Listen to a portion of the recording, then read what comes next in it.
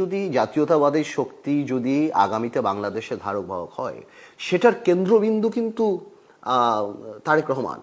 এটা কিন্তু অস্বীকার কোনো ওয়ে নেই। যে কোনো হত্যাই তো আসলে নিন্দনীয়। টেটফোর্ডের যেই হত্যাকাণ্ডের কথা বলছেন, কোনোভাবেই তো এটা অ্যাকসেপ্টেবল না। এবং এই দায়িত্বটা তো আমরা বরাবরই বলি, এটা সরকারের। আইন শৃঙ্খলা পরিস্থিতিটা কন্ট্রোলে রাখা, মব জাস্টিস নিয়ন্ত্রণ করা, এটা সরকারের দায়িত্ব।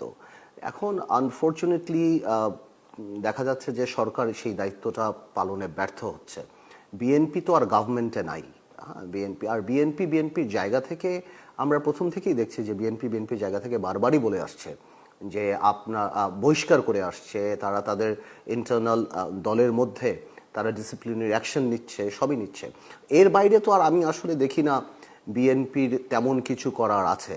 তবে এটাও সত্যি কথা মানতে হবে যে এই ধরনের ক্রাইম, যেই ক্রাইমটাই হোক, সেটা যদি বিএনপির কেউ ইনভলভ থাকে, সেটাকে বিরোধী দল বা বিরোধীরা মানে অন্যান্য রাজনৈতিক দল যারা বিএনপির বিরুদ্ধে, তারা অনেক বড় করে দেখানোর একটা প্রবণতা আমরা এটা লক্ষ্য করছি। কারণ কয়েকদিন আগেও কিন্তু চাঁদপুরে একজন মসজিদের ইমামকে অ্যাটাক করবা, এর আগে খুলনাতে দেখলাম যুবদলের একটা কর্মীর সাথে হয়েছে।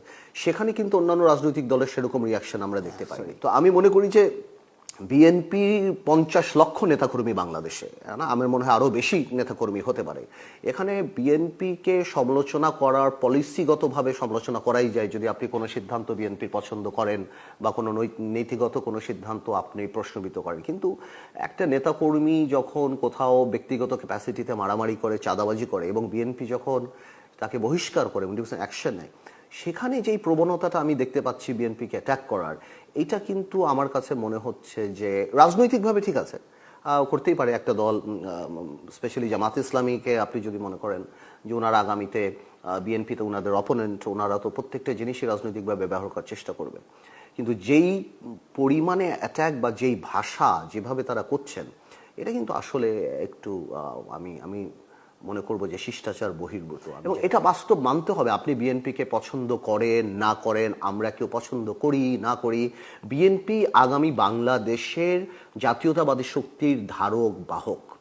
ওকে, এবং বিএনপিকে আপনি দেখবেন, স্পেশালি তারেক রহমানকে আপনি দেখবেন, গত 9 মাসে 17 বছর যেই অত্যাচার আওয়ামী লীগ করেছেন, তারপরও গত 9 মাসে তারেক রহমান একটা স্টেটসম্যান হিসাবে যেইভাবে গুড গভর্নেন্সকে প্রমোট করেছেন, জাতীয় ঐক্যকে প্রমোট করেছেন, এবং কোনো ধরনের হেট স্পিচ, হিংসা, বিদ্বেষ কিন্তু আপনি দেখেন নাই তার কথা মতে।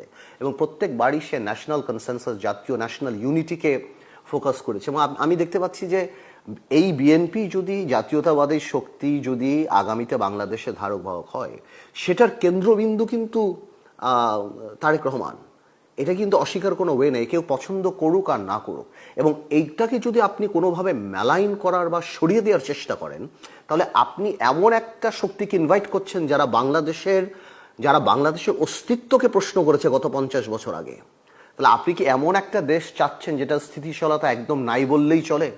তো আমাদের মনে হয় জামাত ইসলামী বা এনসিপি, যে কোনো রাজনৈতিক দলেরই বিএনপিকে অ্যাটাক করা পলিটিক্যালি ইটস ওকে, কিন্তু বিএনপির অস্তিত্বকে, বিএনপির গোড়াকে বা জাতীয়তাবাদী শক্তির কেন্দ্রবিন্দুদেরকে এমনভাবে অ্যাটাক করাটা কিন্তু দেশের জন্য ভালো না। এবং এটা কিন্তু আমাদের রিয়েলাইজ করতে হবে এবং আমাদের উপলব্ধি করতে হবে। এবং আমরা গত 9 মাসে বিএনপির যে ইনক্লুসিভিটি অ্যাটিটিউড দেখেছি, সবাইকে নিয়ে রাষ্ট্র পরিচালনা, জাতীয় সরকার, এখন আর জামাত ইসলামের এমন একটা অ্যাটিটিউড এখন দেখা যাচ্ছে যে উগান্ডাতে বোম ফুটলেও কোনো বিএনপির কর্মী, সে দায়িত্ব তারেক রহমানের নিতে হবে। আমরা অবশ্যই একটা রাজনৈতিক দল চালাই, বিএনপি আমাদের চেয়ে অনেক বড় রাজনৈতিক দল, কোথাও কোনো নেতাকর্মী কিছু করলে আমাদের লিমিটেশন আছে, অবশ্যই সেই দায়িত্ব আমরা নেব, কিন্তু এটা দায়ী আমরা না। তো অবশ্যই সেখানকার আইন শৃঙ্খলা বাহিনী যারা আপনার সরকারে আছে, তাদের দায়িত্ব তাদেরকে ধরার। এবং তখন যদি আমরা তাদের পক্ষে দাঁড়াই, তখন আপনি আমাকে প্রশ্ন করতে পারেন। কিন্তু আমি রাইটলি দেখছি বিএনপি বারবার বলছে, এবং বিভিন্ন জায়গায় এই যে প্রবণতাটা যে বিএনপিকে অ্যাটাক করা, জাতীয়তাবাদী, আপনি চিন্তা করতে পারেন, মানে আমি এটা ভাবতে পারি, শহীদ রাষ্ট্রপতি জিয়াউর রহমানের ছবি ভাঙা, এটার সাথে এটার কিসের সম্পর্ক? এই যে কালচারটা আপনি পলিটিক্সে নিয়ে আসছেন, ইট ইজ ভেরি ডেঞ্জারাস। এবং জামাত বলেন, এনসিপি বলেন, এদের সবাইকে রাজনৈতিক একটা জিনিস উপলব্ধি করতে হবে যে রাজনীতিতে তুমি এমন কিছু করো না যে পরে বন্ধুত্ব বানাতে কষ্ট হয়। তো আজকে বিএনপি যে চুপ করে আছে, বা বিএনপি যে রিটালিয়েট করছে না, বিএনপি যে এটা জবাব দিচ্ছে না, কেন দিচ্ছে না? বাংলাদেশের অবস্থা স্থিতিশীল রাখার জন্য দিচ্ছে না। বিএনপি কি পারে না এটা জবাব দিতে? আর এটাকে অস্থিতিশীল করার জন্য একটা গ্রুপ যারা এই যে কোনো ঘটনাকে নির্বাচন যাতে না হয় সেদিকে নিয়ে যাওয়ার চেষ্টা করছে। তাহলে জাতির বুঝতে হবে, আমাদের সবাই বুঝতে হবে যে বাংলাদেশ থেকে অস্থিতিশীল করার পায়তারাটা কে করছে। এবং হ্যাঁ, অফকোর্স স্থিতিশীল অবস্থা রাখার জন্য, ডেমোক্রেসি রাখার জন্য আমাদের সমালোচনা হতেই পারে বা বিএনপির সমালোচনা হতে পারে। আমরা কালকে বিএনপির পলিসিগত সমালোচনা করতে পারি, কিন্তু এই সমালোচনার একটা বাউন্ডারি থাকতে হবে, একটা লাইন থাকতে হবে, একটা শিষ্টাচার থাকতে হবে। আপনি তারেক রহমান বা বিএনপির অস্তিত্ব বা জাতীয় শক্তির কেন্দ্রবিন্দুকে এমনভাবে অ্যাটাক করতে পারেন না যে আগামীতে বাংলাদেশের পরিস্থিতিটা অনেক খারাপ হয়ে যায়।